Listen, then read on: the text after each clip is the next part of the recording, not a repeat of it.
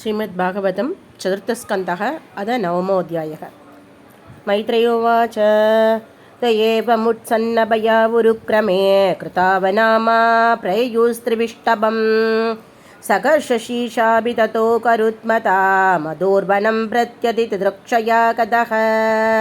स वैदियायो कविभागदीव्रया कृद्भत्मकोशे स्फुरितं तडित्प्रभम् तिरोगितं सकशैवोपलक्ष्य बहिस्थितं तदवस्थं तदर्श तद्दर्शने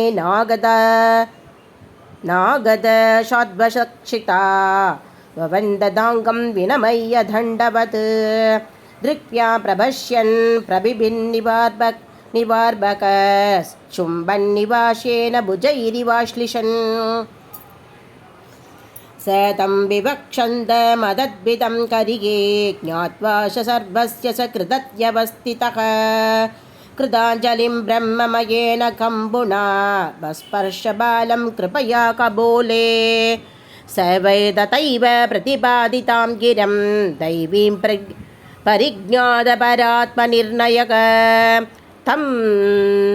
भक्तिभावोऽभ्यगृणात षद्वरं परिश्रुतोरुस्रवशं ध्रुवक्षितिः ध्रुवोवाच यो अन्धप्रविश्य मम वाचमिमं प्रक्षुप्तां सञ्जीवयत् अखिलशक्तिधरस्वदाम्ना अन्यां च कस्तच्चरणश्रवणगातीन् प्राणान् नमो भगवते पुरुषाय दिव्यम् एकस्त्वमेव भगवन्निदमात्मशक्त्या मायाख्ययोर्गुणया मगदात्यशेषं सृष्ट्वानुविश्य पुरुषस्तदसद्गुणेषु नानेव दारुषु विभावसु वद्विभाषी त्वद्दत्तया वयुनयेदमचष्टविश्वं शुद्धप्रबुद्ध इव नाद भवत्प्रबन्नग तस्याभवर्ग्यशरणं तव पादमूलं विस्मर्यते कृतविता कथमार्तबन्धो नूनं विमुष्टमदयस्तव मायया ते ये द्वां भवाभ्यय विमोक्षणमन्यहेतोः अर्जन्ति कल्पकदरं कुनभो बभोग्यमिच्छन्ति यस्पर्शजं निरयेऽपि नृणां या निर्वृतेस्तनुभृतां तव पादपद्म ध्यानात् भवज्जनकदा श्रवणेन वा स्यात् सा ब्रह्मणि स्वमहिममन्यभिनादमाभूत् किं द्वन्द्वकाशे लुलिदात्पदतां विमानात् भक्तिं मुहुप्रवकतां त्वयि मे प्रशङ्को भूयादनन्दमकताम् अमलासयानां येनाजशोल्पनमुरुव्यसनं भवाप्तिं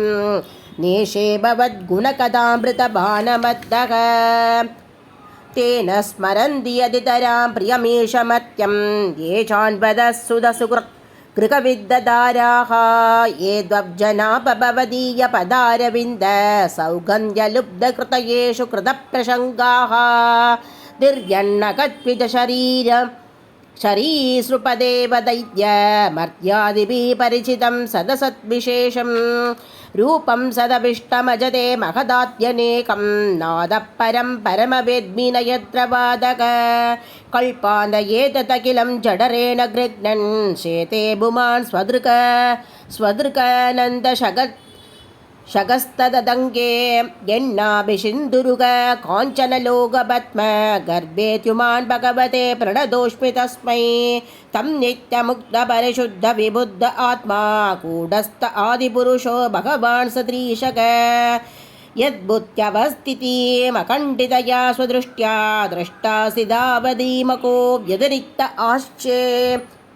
यस्मिन् विरुद्धकथयो हनिशं पदन्ते विद्यादयो विविधशक्तय आनुपूर्व्यात्